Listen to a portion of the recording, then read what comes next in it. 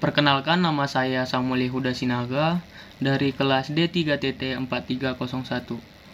Nah, pada modul 2 praktikum hari ini menjelaskan atau mempelajari tentang pengenalan teknologi FTTX.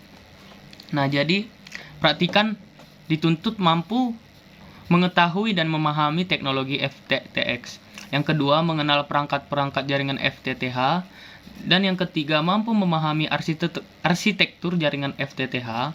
Yang keempat, mengetahui perangkat aktif dan perangkat pasif jaringan FTTH. Nah, pada saat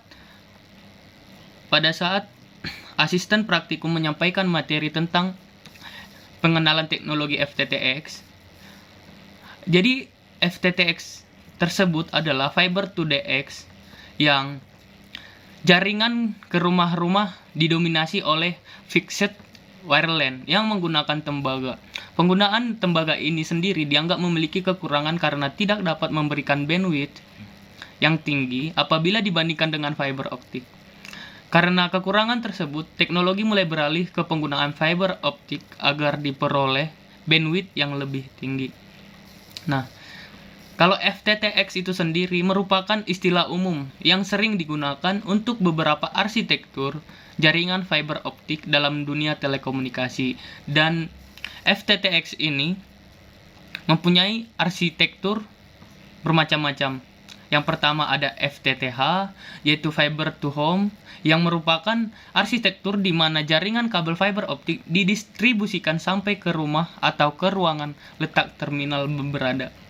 Yang kedua ada FTTB atau Fiber to the Building, yang kabel optik didistribusikan sampai ke gedung komersial atau tempat tinggal, kemudian didistribusikan ke masing-masing terminal dengan jaringan kabel tembaga. Dan yang selanjutnya ada FTTC, Fiber to the Card, atau jaringan fiber dibuat pada suatu titik pendistribusian atau cord yang berada sekitar 100 feet dari tempat pelanggan. Yang selanjutnya ada FTTP, Fiber to the Premise, dan FTTP ini adalah istilah yang merupakan nama generik yang digunakan untuk istilah FTTB dan FTTH. Nah, yang berikutnya ada jaringan FTTH atau Fiber to the Home yang berdefinisi sebagai arsitektur jaringan optik mulai dari Central Office atau STO hingga ke perangkat pelanggan. Selanjutnya ada perangkat aktif OLT atau Optical Line Termination, yang biasa disebut juga dengan Optical Line Termination, yang merupakan perangkat yang berfungsi sebagai titik akhir dari layanan jaringan optik pasif. Nah, fungsinya antara lain mengubah sinyal elektrik menjadi sinyal optik sebagai alat multiplexing dan penyedia slot PON atau Passive Optical Network. Dan perangkat ODN atau Optical Distribution Network ada jenisnya. Yang pertama ada FTM adalah suatu perangkat yang digunakan untuk terminasi, interkoneksi dan cross connect fisik kabel optik baik dari outside plant atau USP maupun dari perangkat aktif. Yang kedua ada ODF.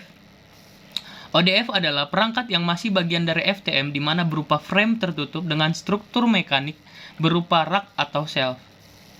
Nah, fungsinya sebagai tempat-tempat pegangan kabel dan passive splitter. Dan selain itu juga berfungsi untuk tempat titik terminasi kabel fiber optik sebagai tempat peralihan dari kabel fiber optik outdoor dengan kabel fiber optik indoor dan sebaliknya.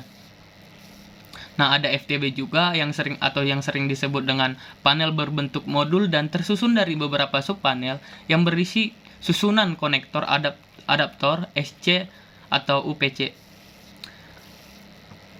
Dan dilengkapi dengan ada splitter room, ada splitter, ada pentahanan, ada kabel feeder. Selanjutnya Perangkat penyambung kabel fiber optik. Perangkat penyambung kabel fiber optik biasanya diperlukan untuk instalasi di lapangan, seperti langsung misalnya mengeksekusi langsung ke lapangan, atau udah lebih teknis lah. Terus ada ODC. ODC adalah suatu perangkat pasif yang diinstalasi di luar STO atau outdoor, dan juga bisa di dalam ruangan atau MDF atau indoor, dan berfungsi sebagai titik terminasi ujung kabel feeder dan pangkal kabel distribusi. Yang kedua sebagai titik distribusi kabel dari kapasitas besar atau feeder menjadi beberapa kabel berkapasitas kecil atau distribusi. Nah, yang ketiga tempat splitter, dan yang keempat tempat penyambungan. Nah, kabel distribusi. Nah, kabel distribusi ini sama halnya seperti kabel optik feeder yang berfungsi untuk meneruskan sinyal cahaya dari ODC sampai dengan ODP. Dan ada ODP juga.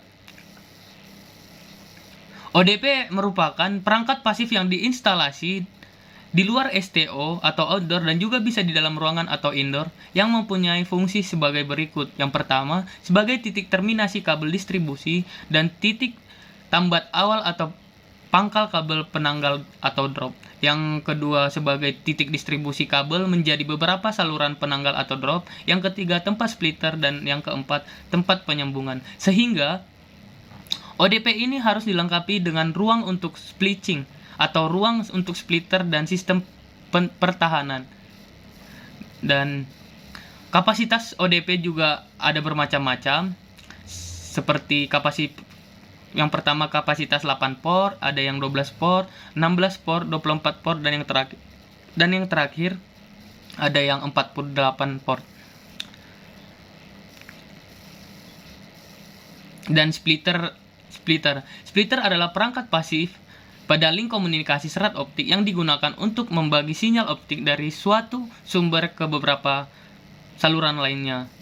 Adapun splitter yang digunakan di ODP yaitu yang pertama ada splitter 1/8, 1/8, yang kedua ada splitter 1/16.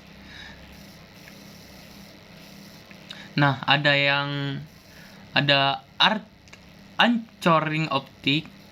Yang anchoring optik adalah alat bantu yang digunakan untuk mengunci kabel pada bagian bajanya. Dan ada OTP atau Optical Terminal Premise. OTP merupakan perangkat pasif yang dipasang di rumah pelanggan dan berfungsi sebagai titik terminasi atau titik tambat terakhir dari kabel drop, tempat sambungan core optik atau peralihan dari kabel outdoor dengan kabel indoor. Nah, mungkin untuk praktikum hari ini, mungkin itu sebagian besar dari praktikum modul 2 hari ini. Dan untuk saran untuk asisten, tadi Bang Wahyudi selaku pembawa materi sudah cukup baik dan bisa menjawab semua pertanyaan yang telah diberikan oleh praktikan. Dan buat Kak Rena sudah jelas dalam penyampaian, dan untuk Kak Erica juga sempat mengasih jawaban dan sangat baik. Dan untuk praktikum hari ini sangat baik dan berjalan dengan lancar. Dan sekian dari jurnal modul 2 saya pada hari ini. Mungkin ada kesalahan kata, mohon dimaafkan. Terima kasih.